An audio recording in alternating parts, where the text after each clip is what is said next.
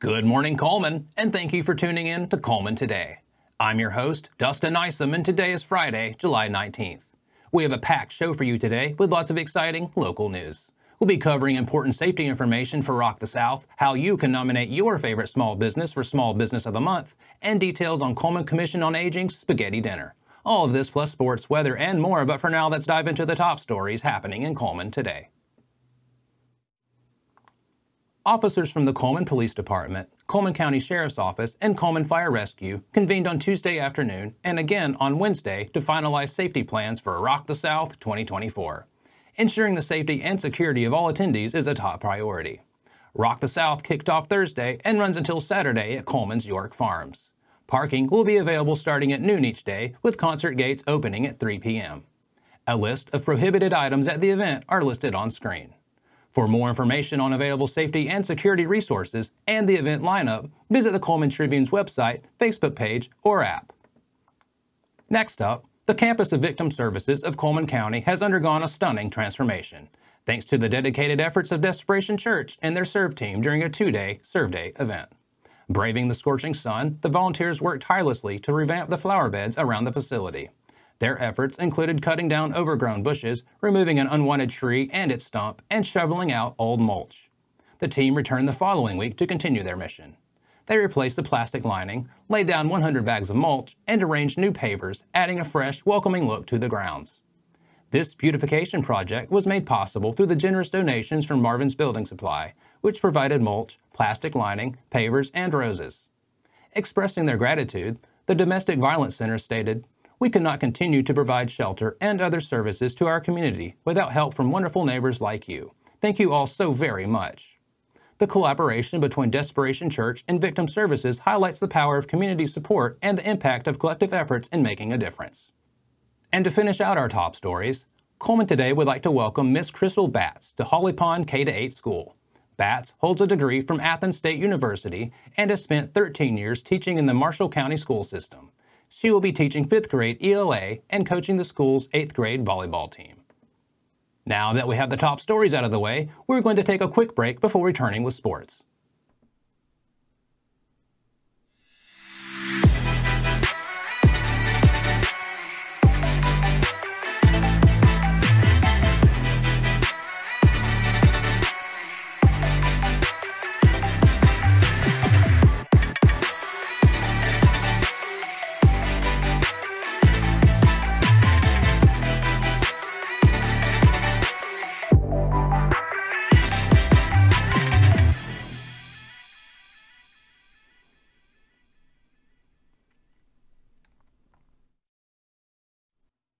Hello and welcome back. Now it's time to find out what's going on in the world of sports. Let's get today's sports segment started with a look at the Alabama Crimson Tide's appearance at SEC Media Days. Alabama head coach Kalen DeBoer, along with student athletes Tyler Booker, Jalen Milroe, and Malachi Moore, traveled to Dallas, Texas Wednesday morning to take part in this year's SEC Football Kickoff Media Days. The Crimson Tide spent 4+ hours being interviewed by local, regional, and national media, including representatives from major sports entities such as CBS, ESPN, and the SEC Network. Coach DeBoer got his time started by saying the Tide had a great winter, a great spring, and is really looking forward to the season that lies ahead. It's been 6 months since DeBoer arrived in Tuscaloosa, and he said the community has been extremely welcoming to him and his family. The Tide is returning 5 starters on offense, 5 starters on defense, and a couple of specialists, and DeBoer said those players are definitely going to be counted on this season. He says he thinks they brought in some players to help add to the team's depth and level of elite talent. Visit RollTide.com to see videos of DeBoer and the players' full press conferences. Moving over to some baseball news from the capstone, Alabama had 3 players selected on the final day of this year's Major League Baseball draft. The trio joins 2 draftees on Monday and a first-rounder on Sunday to push the Crimson Tide's total number of drafted players to 6. Ian Petrutz was selected in the 12th round by the St. Louis Cardinals. He was followed by Pierce George in round 13 and T.J. McCants in round 16, both taken by the Chicago White Sox. Petrutz started all 57 games for Alabama this season, batting .321 with 14 doubles, a triple, and 6 home runs. He also posted a team-high on-base percentage of .464. George made 12 appearances out of the bullpen in his first season in Tuscaloosa. The right-hander finished with a 1-0 record and a 4.76 ERA. McCants started 56 games in the center field for Alabama this season. At the plate, he posted a batting average of .306 and led the team in doubles and stolen bases. That covers sports for today, but make sure to check with the Cullman Tribune each day for the latest in sports coverage from across the area. We'll be back right after this message.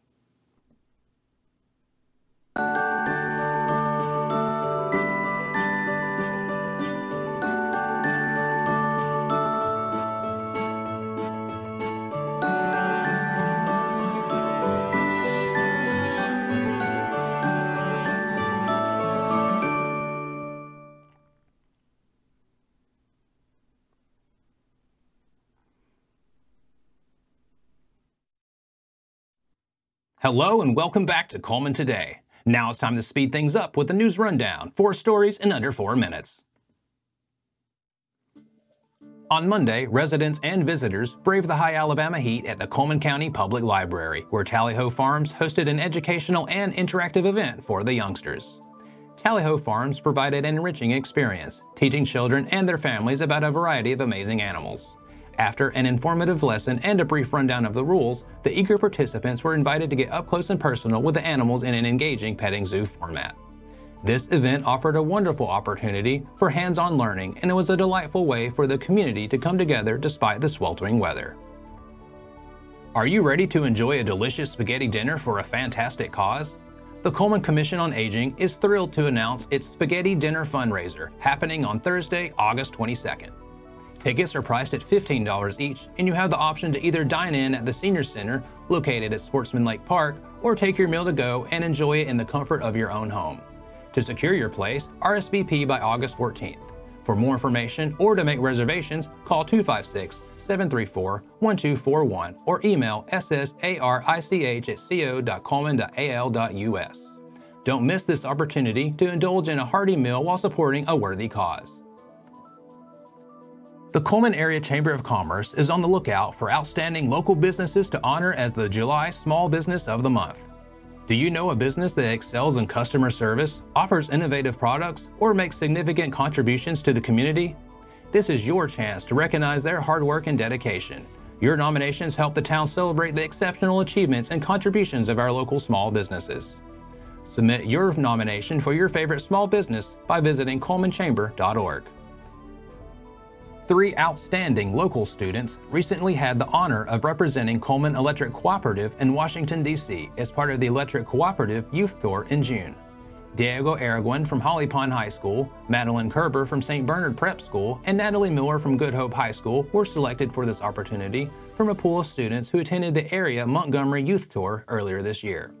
These students demonstrated exceptional leadership and dedication, making both Cullman County and Cullman Electric Cooperative proud. Their participation underscores the importance of youth engagement and understanding and shaping the future of our electric cooperatives. Congratulations to Diego, Madeline, and Natalie for their outstanding representation and for making a positive impact on this national stage. Now for a quick break before we look at the weather ahead and pay our respects with obituaries. I will be right back after this quick message. Discover what's buzzing in Cullman with Community Matters, where every story pops off the page with local flair. It's the magazine that's got the inside track on what's now, what's new, and who's who. Get the lowdown on top eats and 411 on recipes that'll turn up your summer cooking game. Relive our local team's triumphs on the sports fields and pencil in summer's hottest events for fun the whole family will love. Get your copy of Community Matters at the Cullman Tribune, any of the local businesses on screen, or scan the QR code.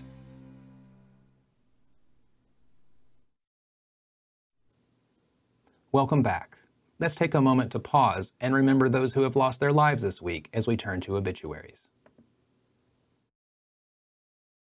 Catherine Elizabeth Holland. Catherine Elizabeth Holland, 93 of Vinemont, passed away on Monday, July 15th.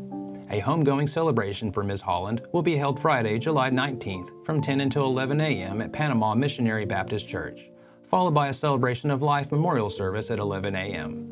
Ms. Holland will be laid to rest in Panama Missionary Baptist Church Cemetery in Vinemont. A celebration of life memorial service will be held at a later time in Ohio. In lieu of flowers, the family asked that donations be made to West Point Senior Center Meals on Wheels or Panama Missionary Baptist Church. Judy F. Hutchinson. Judy F. Hutchinson, 78 of Hansville, passed from this life on Monday, June 3rd. A celebration of life for Ms. Hutchinson will be Saturday, July 20th from 2 until 4 p.m. at Cullman Moose Lodge. The family welcomes all friends and family to attend. That finishes up obituaries for today. Our thoughts and prayers go out to their friends and families. Now, let's take a look at the weekend weather forecast. We'll be starting the day with some patchy fog, which will stick around until about 8 a.m.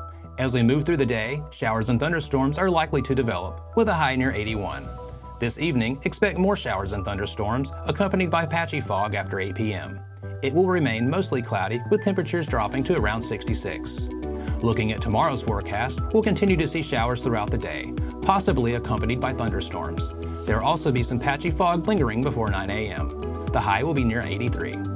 Tomorrow night, showers and thunderstorms remain likely, and it will be mostly cloudy with temperatures dropping to around 67. And the wet weather continues into Sunday. Expect showers and possibly a thunderstorm, especially in the afternoon after 1 p.m., with a high near 82. As night falls, the likelihood of showers and thunderstorms persist, mainly before 1 a.m. The skies will stay mostly cloudy and the low will be around 66. That wraps up another edition of Cullman Today. Thank you for joining us. We'll be back bright and early Monday morning at 6:30 a.m. For now, I'm Dustin Nyson with Cullman Today, wishing you a wonderful weekend, Cullman.